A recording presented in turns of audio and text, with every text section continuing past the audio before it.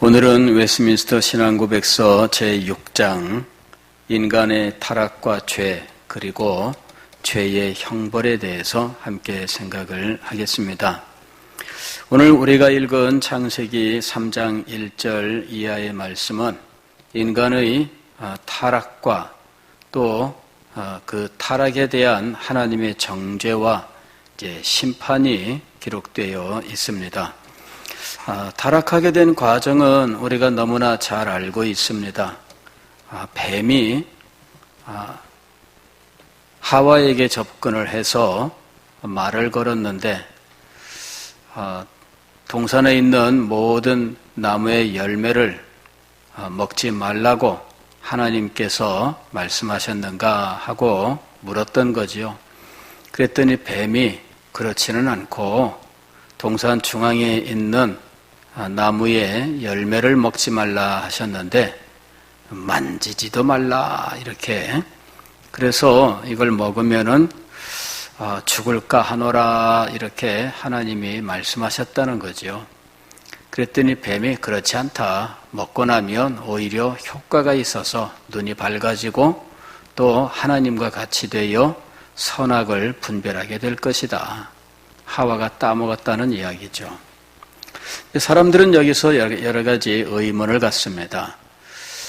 뱀이 말을 할 수 있나? 이렇게 뱀이 말을 할 수 있을까요? 사실 뱀의 그 입의 구조 그리고 혀 이런 것들을 생각하면 말을 할 수 없죠. 뱀이 소리를 내는 경우가 있을지, 저는 뱀이 소리를 낸다 이거는 좀 생소한 것 같아요. 방울뱀은 소리를 내요. 방울뱀은. 근데 그 소리가 입에서 나오는 소리는 아니에요. 꼬리에서. 꼬리가 이렇게 껍질이 벗겨지면서 끝에 이렇게 껍질이 좀 말려 붙어 있는데 그 꼬리를 흔들 때 이제 소리가 나는 거예요. 그런 어쨌든 뱀은 말을 할 수 없어요. 사람과 같은 이 구조를 가져야, 그리고 사람이 소리를 내는 방식을 따라서 또 의사소통에 필요한 모든 이 언어의 뜻을 알아야 이 대화가 통하는 거죠. 그래서 이제 사람들은 뱀이 말을 할 수 없는데 말을 하는 장면이 있으니 이것은 사실이 아니라 이거는 신화다 이렇게 이야기를 하는 거죠. 실제 있었던 사건이 아니라는 이야기예요. 가령 우리나라에도 단군 신화라는 것이 있잖아요. 그래서 이제 하느님의 아들이 이 태백산 신단수에 왔는데 그때 이제 곰과 호랑이가 찾아왔다는 거죠. 그래서 사람이 되고 싶습니다 하고 얘기를 했더니 쑥하고 마늘을 주면서 동굴에 들어가서 이것만 먹고 100일 동안 견뎌라. 그랬더니 이 동물들이 좋아가지고 이제 동굴에 들어갔어요. 그런데 호랑이는 끝까지 못 견디고 중간에 도망쳤고, 곰은 끝까지 마늘과 쑥을 먹고 100일 후에는 예쁜 여자로 변했는데 이 여자와 이 하나님의 아들이 결혼해서 아들을 낳으니 그가 단군이 되었더라. 이거 실제 사실일까요? 실제 사실이라고 믿기에는 좀 이상한, 도무지 현실적이지 않은 내용들이 들어가 있잖아요. 그래서 이제 이런 것들은 신화라고 부르는 거예요. 신화. 실제 있었던 일은 아니다. 아담과 하와에게 에덴 동산에서 일어났던 일은 실화일까? 신화일까? 예. 그게 받침 하나 차이입니다. 그죠? 하나는 리얼, 하나는 니은인데 우리말로 리을, 니은 비슷하기도 합니다. 그죠? 실화, 신화. 뱀이 아마 직접 말하지는 않았을 거예요. 뱀이 직접 말하지는 않았을 거예요. 그러나 이 뱀의 배후에 누가 있었는가 하는 거죠. 뱀의 배후에 사탄이 있었어요. 사탄은 어떤 존재냐면 천사로서 천사들 중에 가장 높은 천사였어요. 그러니까 서열로 따지면은 천사들 가운데에는 1번, 이 존재가 사탄입니다. 그런데 이 사탄과 같은 이 천사장들이 있죠. 천사장, 미가엘이라든지 혹은 가브리엘이라든지 이런 천사들이 성경에 등장을 해요. 실제 그들의 이름을 가진 천사로 등장해요. 하늘에 있는 모든 천사들이 아마 다 이름을 가지고 있을 겁니다. 그러나 우리에게 알려진 천사는 그 천사의 이름은 이제 미가엘, 또 가브리엘, 이런 천사 정도죠. 그런데 이 천사들이 아주 상당히 능력 있는 천사장입니다. 그러나 이런 천사장들도 사탄이 천사장으로 있을 때 사탄보다 앞서지 못했다 하는 것을 우리는 알 수 있어요. 유다서에 보게 되면은 모세의 시체를 두고 이 사탄과 논쟁하는 장면이 나오는데 감히 회방하는 말을 하지 못했다 이렇게 기록을 하고 있어요. 학자들은 이 말을 보면서 비록 천사장으로 있던 사탄이 하나님께 범죄하고 타락하여 하나님께 쫓겨났지만 그러나 미가엘 천사장이 자기보다 위에 있던 사탄에 대하여 함부로 말하지 않았다라고 하는 이제 이런 식으로 생각을 해요. 어쨌든 사탄은 천사장 가운데에서도 1번으로 꼽히는 존재였고요. 그런 정도로라면은 상당히 지혜롭고 능력 있는 존재인 거죠. 그가 이제 자기를 따르는 천사들을 동원해서 하나님께 반역을 하고 쫓겨난 겁니다.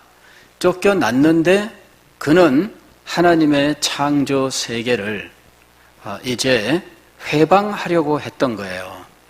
그리고 하나님의 창조 세계에서 가장 아름답고 가장 고상한 존재인 인간을 훼손시키려고 한 거예요. 그래서 아담과 하와에게 접근을 했는데 아담에게 직접 접근하지 않고 하와에게 접근을 했어요. 그리고 하와에게 말을 걸었습니다. 하와가 관심을 가질 만한 주제를 가지고 말을 걸었고 그리고 그 말도 살짝 뒤틀어 가지고 그 말의 어떤 부분을 하와가 캐치해서 그 말을 이어갈 수 있도록 한 거죠. 모든 나무 열매를 먹지 말라고 했느냐 하고 모든 나무 이렇게 얘기하니까 하와가 아니 이렇게 얘기 나온 거예요. 아니. 그런 말을 사탄이 뱀을 통해서 하와에게 했다는 거죠. 그러니까 뱀이 자기의 이 입을 가지고 말을 했다기보다는 사탄이 아마도 하와에게 그 소리를 그의 머릿속에 넣어줬을 것으로 봅니다. 지금도 사탄은 그렇게 해요. 사탄이 여러분들이 기도하는데 뭔 소리를 들었습니다. 근데 귀로 들리는 소리가 아니라 뭔가 들려왔어요.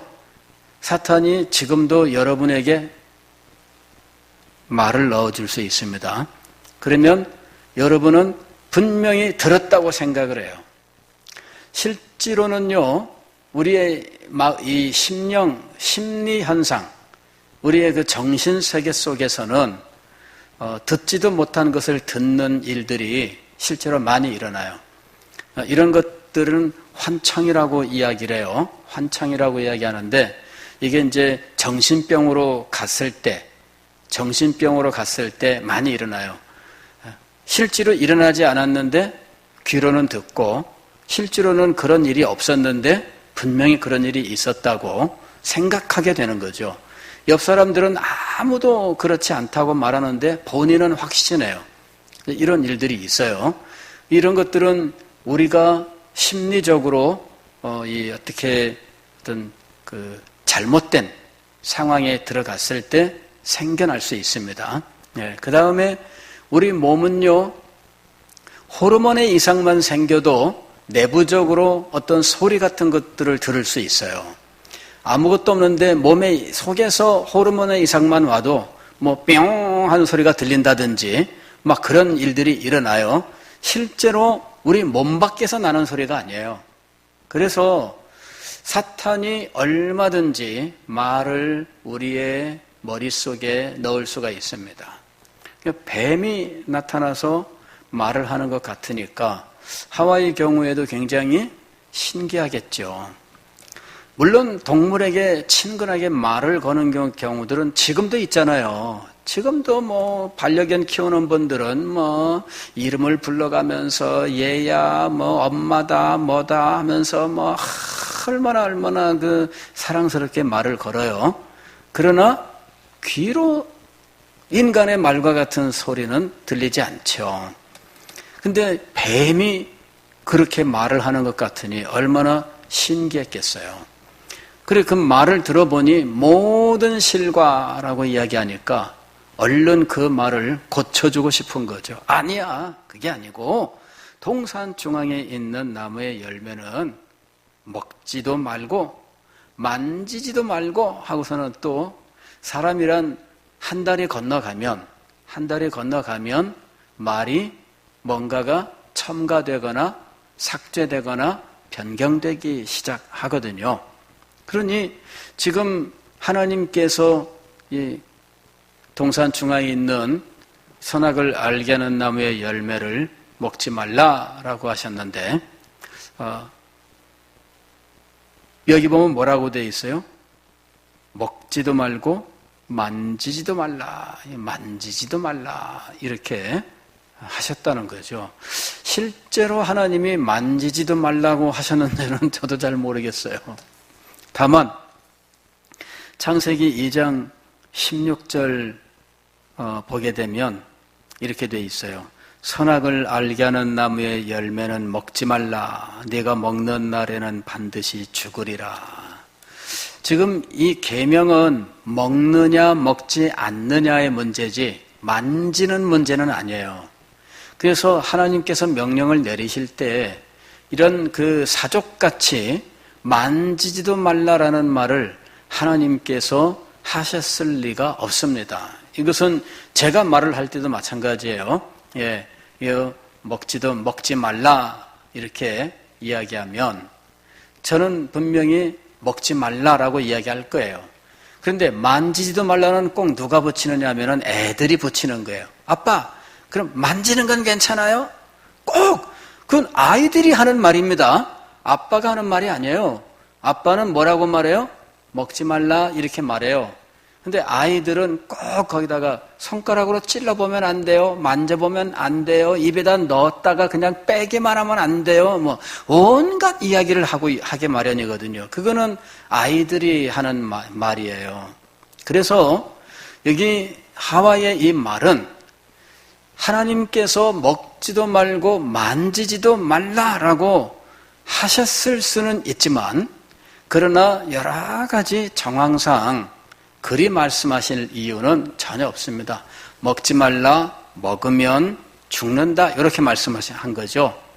이 말씀을 들었을 때 하와가 상당히 장난기가 많은 사람이었을지 몰라요. 속으로는 만져보는 건 괜찮을까? 아마 이렇게 생각했을지 몰라요. 근데 그런 것들이 기회가 됐을 때 불쑥 나온 거예요, 사실은. 그런데 그게 사실은 하나님의 말씀을 변개하는 단초를 제공하게 된 거죠. 먹지도 말고 만지지도 말라, 이렇게 하나님의 말씀을 바꾸는 어떤 기회가 된 거예요. 그러니까 섣불리 하나님의 말씀에 장난이라 할지라도 이 말을 덧붙이는 것은 좋은 습관이 아닙니다. 좋은 습관이 아니에요. 만지지도 말라. 그 다음에 또 뭐라고 했느냐 하면은 너희가 죽을까 하노라. 이렇게 하나님이 말씀하셨다라고 이야기한 거죠. 이것도 조금 문제가 있어요. 창세기 2장 16절 말씀을 17절 말씀을 보면 선악을 알게 하는 나무의 열매는 먹지 말라. 네가 먹는 날에는 반드시 죽으리라. 이렇게 되어 있거든요. 반드시 죽으리라. 그런데 하와는 뭐라고 얘기했느냐면 죽을까 이렇게 얘기를 한 거예요. 죽을까. 이거는 뭐냐면 양보의 의미가 있는 거죠. 죽을 수도 있고 죽지 않을 수도 있는데 죽을 수도 있으니까 이제 이런 의미를 전달하는 거예요. 죽을 수도 있으니까. 반드시 죽으리라가 어떻게 된 거예요? 죽을 수도 있으니까로 지금 변한 거예요. 이것도 하나님의 말씀을 들을 때에 아마도 장난스럽게 생각했을 수 있어요. 하나님 설마요, 이런 식으로. 그런데 설마 죽기까지 하겠어? 까무러치기까지는 하겠지? 그런 생각을 했는지 몰라요. 근데 불쑥 그 말이 나온 거예요. 이래서 결국은 하나님의 말씀을 변개하는 일이 일어난 거죠. 그게 실제로 자기의 속마음이었던 거예요. 하나님의 말씀 그대로 받아들이지 않고 자기 나름대로 이 말씀을 뭔가 좀 완화시키는 방식을 선택한 거죠. 그리고 그것이 뱀과의, 즉 사탄과의 대화 속에서 나오게 된 거예요. 그랬더니 옳았구나 하고서는 사탄이 그 순간을 딱 붙들고 이야기를 한 거예요. 아니야. 그거 먹는다고 죽는 거 아니야. 오히려 좋은 거야. 내 눈이 밝아지고 하나님처럼 선악을 분별하게 될 거야. 하나님께서 네가 그렇게 되는 거 싫어서 먹지 말라 하신 거야. 이렇게 그 기회에 사탄이 탁 하니 말을 넣어주는 거죠. 그랬더니 하와가 그 전에도 아마 이 선악을 알게 하는 나무의 열매를 많이 봤을 거예요. 그리고 그 앞에 가서 보면서 이거 만져보면 안 될까? 이제 그런 만지는 것까지는 괜찮지 않을까? 이런 생각을 했었는지도 몰라요. 직접 가서 이제 천국 가서 물어봐야지만, 저는 천국 가서 물어보고 싶은 것들이 많아요. 사도 바울한테도 물어봐야 되겠고, 아브라함한테도 물어봐야 되겠고, 하와한테도 물어봐야 됩니다. 이 뱀이 유혹하기 전에 선악과 앞에 가서 만지면 어떨까? 이런 생각 한 적이 있는가 없는가? 한번 물어보고 싶어요. 아마 생각을 했을 거라고 봐요. 만지는 건 괜찮을까? 그러나 그때까지는 이 나무 열매에 대해서, 과일에 대해서 별다른 마음이 없었을 거라고 보여요. 근데 사탄의 말을 듣고 난 순간 이 과일을 보는 그의 시각이 바뀌어요. 어떻게 바뀌느냐? 오늘 여기 6절 보면 이렇게 되어 있어요. 여자가 그 나무를 본즉 먹음직도 하고 보암직도 하고 지혜롭게 할 만큼 탐스럽기도 한 나무인지라. 그 전까지는 그냥 하나님이 먹지 말라고 한 그냥 과일 중에 하나일 뿐이었어요.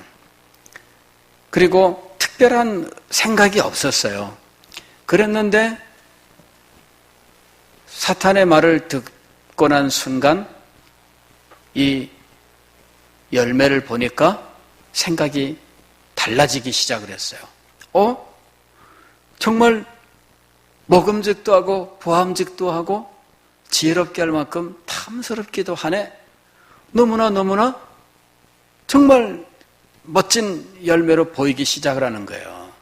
그전에는 이런 거죠. 황금 보기를 돌보듯 하라. 뭐 그런 상태였어요. 이 선악을 알게 하는 나무의 실과를 볼 때 마치 황금 보기를 돌보듯 하는 것처럼, 이건 뭐 돌이나 황금이나 차이가 없었어요. 그랬는데 사탄의 유혹을 받고 난 다음에 보니까 이거 정말 보통 아니네. 그때부터 달라 보이기 시작하는 거예요. 그리고 보면 볼수록 사탄의 말이 신뢰가 가는 거 있죠. 그래서 결국 따먹게 된 거예요. 혼자 먹고 끝나면 좋겠는데 부부는 일심동체라. 하와가 이거를 남편에게도 주매 남편도 부부는 일심동체라 먹었어요. 자, 그리고 나서 일어난 것은 과연 눈이 밝아져. 그때까지는 벌거벗고 있었는데 별다른 생각이 없었는데 이걸 먹고 나니 이런 세상에 자기들이 홀딱 벗고 있네. 너무나 부끄러워서 나뭇잎을 엮어서 치마를 만들어 따는 거죠. 여기서 이제 이 성경을 해석하는 이단적 해석들이 참 많이 나왔어요. 그 중에 대표적인 것이 이게 이제 역사적으로 굉장히 오래된 주장입니다. 2세기에 영지주의라고 하는 이단 이런 그 주장에 기원하고 있는, 그때 이미 거기서 나온 이야기예요. 영지주의라고 하는 그 철학이 이 철학을 가진 사람들이 이제 기독교로 개종을 하면서 자신이 갖고 있던 철학으로 이 성경을 다시 해석하는 일이 있었어요. 그래서 이게 이제 영지주의 이단입니다. 그 영지주의 이단에서 성경을 보면서 자기들이 가진 영지주의 철학을 가지고 해석을 해보니까 지금 아담과 하와가 범죄한 것은 그냥 선악과를 따먹은 일이 아니더라 이거죠. 이거는 상징이라 해요. 상징. 선악과는 실제 과일이 아니라 상징이라는 거예요.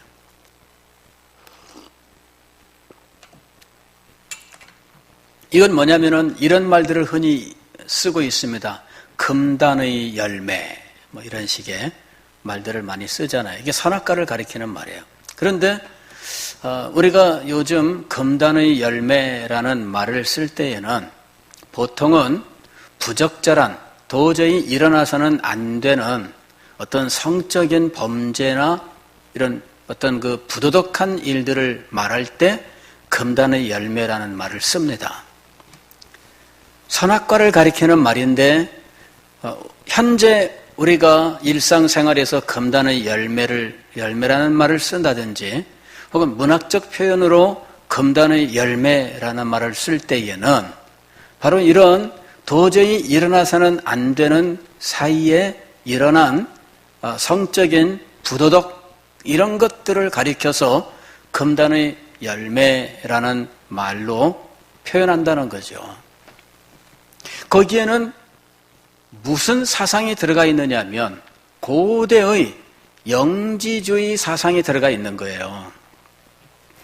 고대의 영지주의는 이 타락을 무엇이라고 해석을 했느냐 하면 도저히 일어나서는 안 되는 성적인 관계가 일어났다 이렇게 이야기를 하고 있어요. 그럴 때 도저히 일어나서는 안 되는 성적인 관계는 누구와 누구 사이에 일어났느냐 하면 뱀과 하와 사이에 일어났다 이렇게 이야기를 하는 거죠.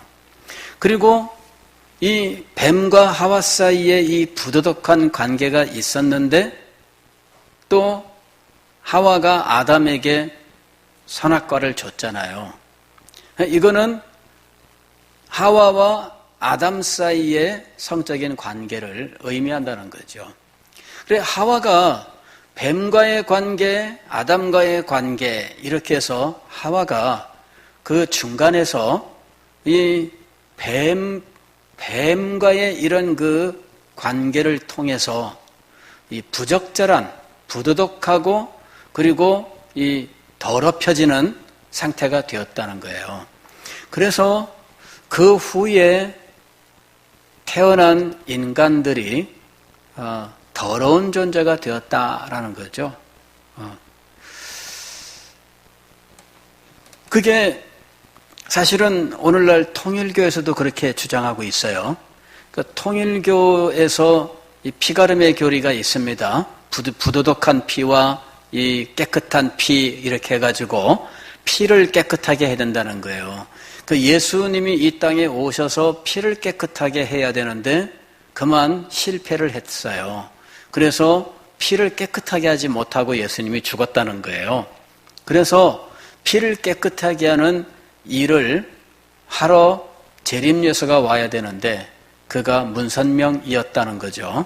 그래서 문선명을 통해서 피를 깨끗하게 하는 일을 하고 그래서 이 피를 깨끗하게 하는 의식들을 하면서 이 결혼을 그렇게 강조했던 거예요. 예, 합동결혼식 이런 것들을 통해서 이제 이 피가름의 이런 일들을 하고 했던 거예요. 이런 교리들의 기원은 어디에 있느냐 하면 영지주의, 과거의 영지주의 이단에 있는 거예요. 그 사람들이 영지주의 철학을 가지고 성경을 보면서 이 뱀과 하와의 사이에 선악과를 매개로 하는 이런 상징이 있고 이것은 과일을 말하는 것이 아니라 실제 하는 과일을 말하는 것이 아니라 부도덕한 성적 관계를 의미하는 것이다. 그러니 아담과 하와는 정상적인 순결한 부부로서 이 성적 관계, 즉 부부 관계를 통해서 자녀를 생산을 해야 되는데 그러지를 못하고 뱀과의 이런 일들이 일어났다는 거죠. 오늘날도 그렇게 해석을 하고 그 이단 내에서 어떤 이런 성적인 문란한 우리가 보기에는 문란한 일들을 해요. 자기들이 볼 때에는 이 성경 교리라고 생각하는 거죠. 타락은 무엇에 대한 것이냐? 성적 관계였느냐? 그렇지 않습니다. 그런데 이제 고대의 영지주의자들이 이것을 그렇게 해석을 하고 그런 해석은 기독교 뒤에서 암암리에 없어지지 않고 지금까지 계속해서 오고 있는 거죠. 사실은 이러면서 뒤에서 이런 지저분한 이야기들을 마치 사실인 것처럼 그리고 주류 기독교회가 이 진실을 가리기 위해서 이 진리를 가리기 위해서 억압하고 핍박을 해서 이런 사람들이 오히려 지금 이 역사 뒤에서 많은 고통 속에 이 진리를 보존했다는 식으로 이야기를 하는 거예요. 그러니까 지금 이 세월이 많이 흐르고 보니까 지금 사람들이 진실을 알 수 없어서 엉뚱한 얘기를 하는 경우가 있어요. 아니면은 확인하지도 않고 그냥 믿어버리죠. 사람들은 음모를 얘기하면 믿어버리는 경향이 강해요. 작은 거짓말은 정말 잘 잡아내는데 큰 거짓말은 믿어버려요. 그게 사람들의 특성입니다. 그래서 가령 도마복음서 이것이 숨겨진 성경이에요. 주류 기독교가 이 진리를 교회 위협으로 생각하고 숨겼다는 거죠.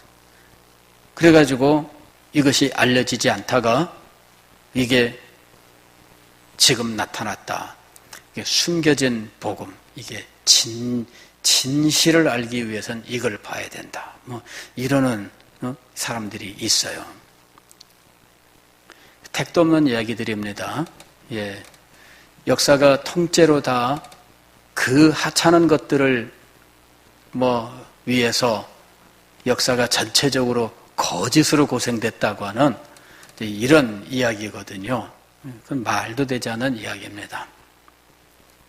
어쨌든 이 범죄는 실제 무엇에 대한 것이냐? 이 영지주의는 이거를 상징으로 해석을 하여 엉뚱한 이야기를 했다고 말씀을 드렸어요. 이거는 실제로 과일이에요. 실제로 과일이에요.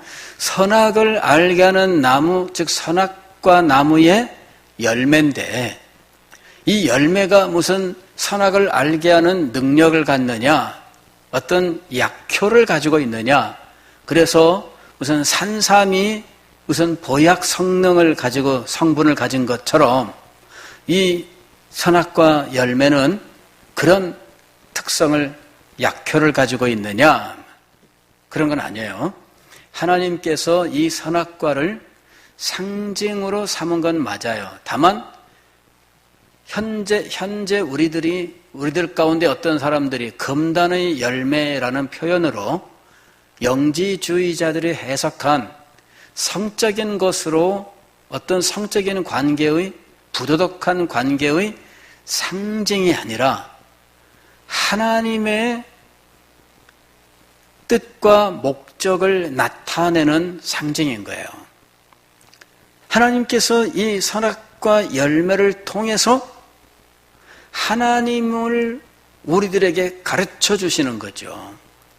그리고 하나님의 권세와 능력에 순복해야 한다는 사실을 가르쳐 주고, 그리고 하나님의 계명에 순종함으로 축복을 받는 이 도리를 가르쳐 주는 거예요. 선악을 알게 하는 나무, 선악과 나무의 열매를 볼 때마다 정상적인 생각이라면 하나님께서 이 열매를 먹지 말라고 하셨어. 하나님이 얼마나 위대하시고 또 능력이 많으시며 우리를 사랑하시고 우리를 위해서 에덴 동산도 만드시고 우리에게 모든 것을 먹을 수 있도록 다 예배해 주셨는가. 정말 하나님 감사합니다. 그리고 이 열매를 먹지 말라 하셨는데 지금 성경에는 기간이라고 하는 것이 분명히 나와 있지 않아요.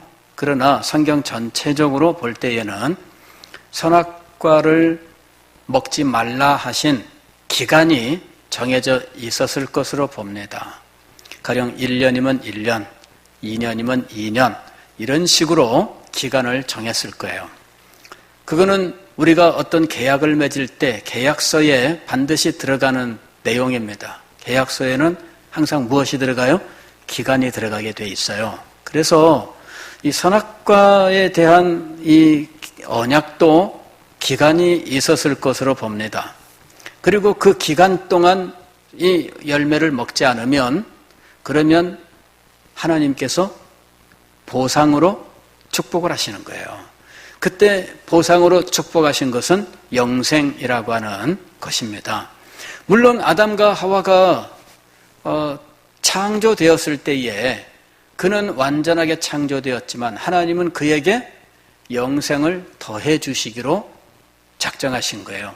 그래서 영생을 더해 주시기 위하여 지금 선악과를 두시고 이것을 통하여 영생에 이르는 길을 그에게 제시하셨던 거예요. 그게 행위 언약입니다. 다음에 등장합니다.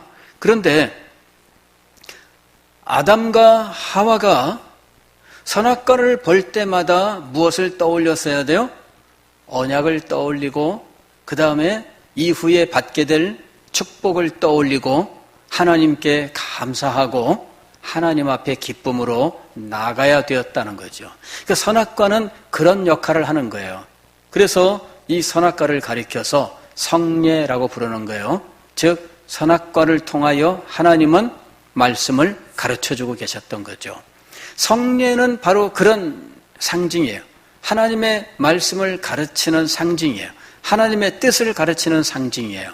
오늘날 우리 신약교회는 성례를 두 가지를 지금 가지고 있어요. 첫 번째는 세례, 두 번째는 성찬이죠. 세례와 성찬을 우리는 성례로서 가지고 있어요. 이 성례는 하나님의 뜻을 우리들에게 가르쳐요. 세례를 통하여 예수 그리스도와 하나 되고 예수 그리스도 안에서 죄사함을 얻고 순결하게 되고 이러는 하나님의 백성으로 인침을 받는 이런 것들을 세례를 통해서 가르치는 거예요. 그리고 실제로 세례를 받을 때 지울 수 없는 하나님의 은혜의 역사가 그에게 임하는 거예요. 성례 속의 성찬은 떡과 포도주를 그 성례의 성찬의 요소로 해서 이거는 예수님의 살과 피를 가리키는 것인데 이걸 통하여 예수님의 십자가의 희생 그리고 그로 말미암은 새 생명과 은혜 이런 것들을 가르치는 거예요.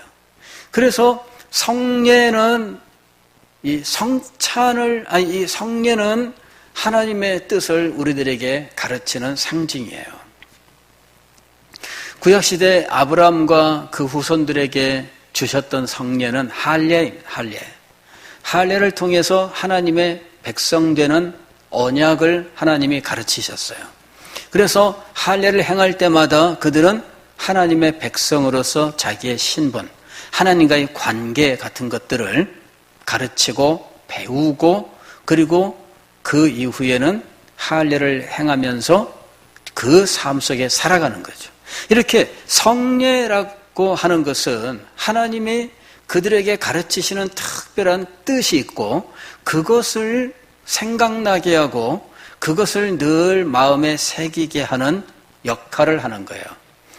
에덴 동산에서 성례는 무엇이었느냐 하면 선악과 나무의 열매였어요. 그런데 이 성례를 잘못 대하게 되면 영혼의 손상을 입는 거예요. 사도 바울도 이 성찬에 잘못 참여하면은 문제가 있다라고 얘기했잖아요. 잘못 참석한다는 말은 뭐냐면은 그 성례에서 가르치는 것들을 마음에 두지 아니하고 함부로 대할 때 그때 손상을 입는 거예요.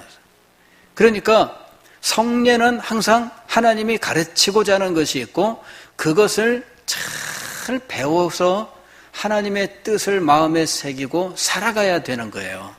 그런데 이 성례를 가볍게 여기면 그는 오히려 그로 말미암아 영적으로 큰 손해를 입게 되는 거죠. 아담과 하와가 선악과를 볼 때마다 사실은 그들은 더 큰 은혜의 자리로 나갈 수 있었어요. 그러나 선악과를 볼 때에 잘못 생각하면 역시 그들은 은혜를 받지 못하는 거예요. 심지어 이 먹지 말라 하는 하나님의 언약의 명령이 있는데도 불구하고 따 먹음으로 그들에게는 심각한 결과가 찾아왔다는 것이죠. 여기 제2절 보게 되면 이렇게 되어 있어요. 죄의 결과. 이 죄로 인해 그들은 원래의 의와 하나님과의 교제로부터 떨어지고 그로 인해 죄 가운데 죽게 되었고 영혼과 육체의 모든 기관과 기능들이 전적으로 오염되었다. 이렇게 얘기를 해요. 이게 참 비참한 거죠. 하나님 죄로 원래의 의, 그의 그 깨끗함, 원의라고 하는 것을 상실해요. 그 다음에 하나님과의 교제가 끊어져요. 오늘 우리가 읽은 성경도 보면은 8절 말씀에 그렇게 되어 있잖아요. 그들이 그날 바람이 불 때 동산에 거니시는 여호와 하나님의 소리를 듣고 아담과 그의 아내가 여호와의 낯을 피하여 숨었더라. 그죠? 동산 나무 사이에 숨었더라. 하나님과의 교제가 단절되고 그들의 의로움, 거룩함이 상실되고 결국은 죽음이 임하게 되는 거예요. 그리고 현세에서는 영혼과 육체의 심각한 오염, 죄의 부패와 오염 속에 처하게 된 거예요. 자, 이런 그 죄가 참 인간에게 찾아오게 되었는데 누구의 책임일까? 누구의 책임일까? 물론 우리야 아담과 하와가 책임을 져야 되고 또 그들을 유혹한 사탄이 책임을 져야 되고 그리고 그 사탄에게 쓰임받은 뱀도 저주를 받고 당연하다 우리는 이렇게 생각을 해요. 그러나 사람마다 누구나 다 똑같이 생각하는 건 아니에요. 어떤 사람들은 이렇게 생각하는 거죠. 하나님이 하필이면 왜 선악과를 만드셨나? 또 하나님이 죄를 짓게 하지 않도록 아예 그걸 막을 수는 없었을까? 왜 하나님이 막지 않으셨는가? 하나님 책임이 있다. 이렇게 생각하는 사람들도 있는 거죠. 누구 책임일까? 누구 책임일까? 요리문답은 분명히 이 책임은 하나님 책임이 아니다.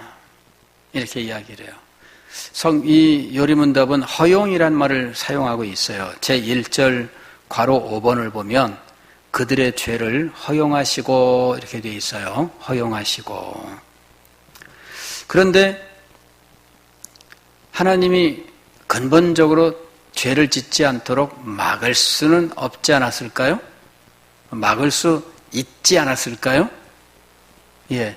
아마 하시려고 하셨다면은 얼마든지 막을 수 있었을 거예요. 왜 안 막으셨을까요? 왜 안 막으셨을까요? 사람들은 결과가 나쁘면 원망하게 돼 있습니다. 그죠? 좋다고 하다가 결과가 나쁘면 거봐 이거 왜 이렇게 써? 하고 갑자기 태도가 바뀌어요. 선악과도 마찬가지죠. 선악과 좋습니다. 따먹고 그것 때문에 너는 이제 죽어야 돼. 그러니까는 하필이면 왜 만들어서 선악과 이거 한 달 동안 먹지 말고 가만히 있어라. 그 다음에는 네가 축복을 받는 거야. 그랬더니 하나님 감사합니다. 축복을 주시다니요. 이래놓고 따먹고 난 다음에는 싹 바뀌는 거죠. 사람들이 바뀌게 돼 있어요. 왜 하나님 이 선악과를 따먹지 못하게 안 하셨습니까? 하나님께서 인간에게 무엇을 주셨다고요? 자유의지를 주셨어요. 인간이 자유롭게 선택할 수 있도록 자유의지를 주셨어요. 하나님 감사합니다. 우리를 참 다른 모든 짐승과 다르게 우리에게는 자유의지를 주셨습니다. 너무나 감사합니다. 그랬는데 그만 죄를 짓고 나니까 그 다음에 뭐라 그래요? 왜 죄를 짓지 않도록 차단하지 않으셨습니까? 우리의 의지를 어떻게 하라고요? 죄를 짓지 않는 쪽으로 아예 만들어 놓고 애초부터 그렇게 만들지 왜 그러셨습니까? 결과를 보고 하나님을 원망해요. 그러나 하나님께서 우리에게 주신 것은 너무나 아름답고 놀라운 거예요. 자유의지를 주셨으면 그건 놀라운 거예요. 선악과를 주셨으면 그건 너무나 놀라운 거예요. 그런데 결과를 보고 하나님에게 책임을 돌리고 싶어 하는 이런 마음들이 인간에게 있더라 하는 것이죠. 그러나 그런 모든 주장들은 성립될 수가 없습니다. 이 웨스트민스터 신앙고백서는 바로 그런 부분에 대해서 하나님이 책임이 없다. 그러면서 하나님은 더 큰 그림을 가지고 계시다라고 하는 사실을 말씀하고 있어요. 더 큰 그림을 가지고 계신다.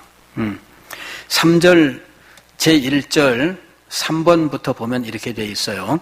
이는 하나님이 자신의 지혜롭고 거룩하신 경륜에 따라 기쁘게 그들의 죄를 허용하시고 자신의 영광을 위하여 그 경륜을 시행하시기로 의도하셨기 때문이다. 더 큰 그림이 있었다. 이렇게 말씀하고 있습니다. 이 부분에 대해서는 다음에 더 자세하게 말씀을 드리겠습니다. 기도하겠습니다.